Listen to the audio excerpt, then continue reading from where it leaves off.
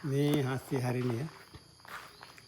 1 bulan 1 2026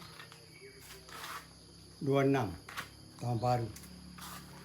Ini banyak durian di kampung lah yang hasil kita tanam sendiri dulu. Ini jambu pun tanam sendiri. Jambu merah dalam ni. Ini kita nak bawa ke Kundang, Tasik Biru, Lawan, Selangor. Nak bawa hari ni. Besok kalau adik-beradik dari Jedok datang tu, yang tak datang bawa ni tu, bolehlah kita sama-sama makan durian. Berasa dia yang pok yang tanam sendiri ni.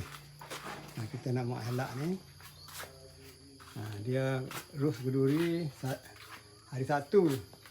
Hari Sabtu hari Jumaat tu kita makan durian dululah. Ini ini yang kita bukukan ni. Kita di sini kita boleh makan juga. Ya. Kita pun banyak bertolak dah ni. Sekejap lagi kita akan bertolak lah. Lebih kurang setengah jam lagi ke. Kemah-kemah. Okey ya. Alhamdulillah. Atas pokok pun ada lagi. Ujung-ujung ha. Ini pokok besar di kampung ni. Ni. Yang ni yang baru tanam lah. 6 tahun, 7 tahun dulu tanam. Ini semua musaking lah. Belum dah belajar dah tapi tak dekat lah. Ni banyakkan musaking lah yang baru tanam ni. Nampak juga ni.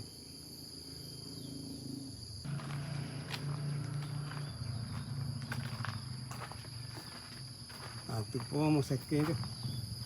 Ni dia dah belajar buah lah tapi dah jatuh tu menjadi 2-3 biji dah. Betul musaking cantik buah dia. Tapi dia tak dekat banyak lagi lah, baru kan. Baru 6 tahun ke 7 tahun. Adalah lebih kurang 20 pokok musaking. Banyak lah sampai sana tanah. Alhamdulillah lah dapat rizak luah tanah. Tanah penokor ni dia nak buat rumah sini dulu. Tak jadi. Tak jadi buat rumah. Jadi rizak tu sana tu klinik tu. Okeylah. Ini hasil kita ya.